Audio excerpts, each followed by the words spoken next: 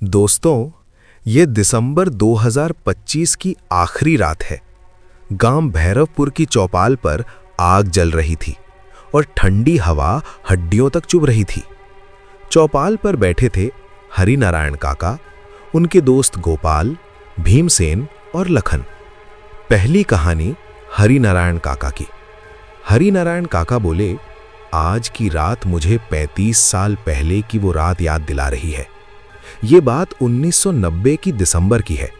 हम 4 दोस्त पास के गांव शिवगढ़ में शादी से लौट रहे थे। रात के 12 बज चुके थे। 8 किलोमीटर का सुनसान रास्ता।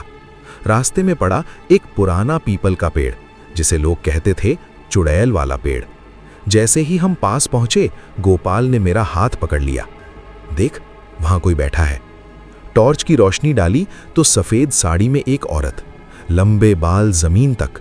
जब उसने चेहरा घुमाया, आंखें लाल, चेहरा मुर्दे जैसा सफेद। हम भागे।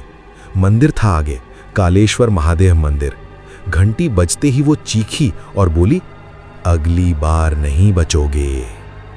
आज भी भैरवपुर में दिसंबर की रात कोई उस रास्ते से अकेला नहीं गुजरता। दूसरी कहानी देवीलाल चाचा की। चौपाल में बैठे देवीलाल चाचा बोले, अब सुनो मेरे ताऊ जी की कहानी। ये बात 1995 की है। मेरे ताऊ भगत राम सिंह बहुत बहादुर इंसान। हमारे खेत नारायण खेड़ा गांव के बाहर थे। धान की रखवाली के लिए वो रात में अकेले गए। रात 11:30। अचानक सड़े मांस जैसी बदबू। अंधेरे में एक काला साया, आंखें सफेद, हाथ जमीन तक। उसने झोपड़ी एक झटके में तोड़ दी। सुबह जब लोग पहुंचे तो जमीन पर 3 उंगलियों वाले विशाल पंजों के निशान थे। पंडित विष्णुदत्त शास्त्री ने बताया, वो काला वन छाया है, जंगल की आत्मा। उस रात के बाद भगतराम कभी पहले जैसे नहीं रहे। तीसरी कहानी महेश यादव, ट्रक ड्राइवर।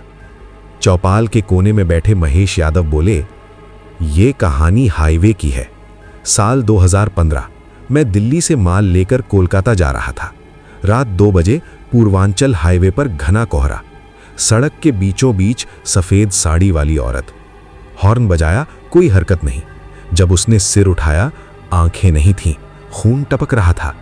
मैं ट्रक तेज करके भागा, लेकिन वो साथ साथ उड़ रही थी। विंडशील्ड पर हाथ रखकर बोली, मुझे साथ ले चलो, मुझे ठंड लग रही है। भोर की मंदिर घंटी बजते ही वो गायब हो गई। आगे ढाबे पर पता चला 15 साल पहले उसी जगह एक महिला का एक्सीडेंट हुआ था। आज भी कोहरे वाली रात में वो दिखाई देती है। आखिरी कहानी विकास और कबीर। अब कहानी सुनाता है विक्रम अपने दोस्त कबीर मल्होत्रा की। कबीर एक फोटोग्राफर था। अक्टूबर में वो गया हिमाचल प्रदेश के सुनसान इलाके चंद्रधार घाटी में। वहां उसे मिला एक टूटा हुआ मंदिर, त्रिनेत्रेश्वर मंदिर। दीवार पर घड़ी रुकी थी 3:17 पर। उसने फोटो खींची और मंदिर में खड़ा देखा खुद को। 3 महीने बाद कबीर लौटा।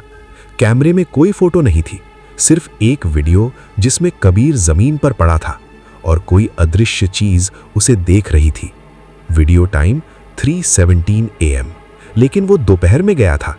अब सवाल यह है, जो कबीर लौटा, क्या वो सच में वही था या कोई और?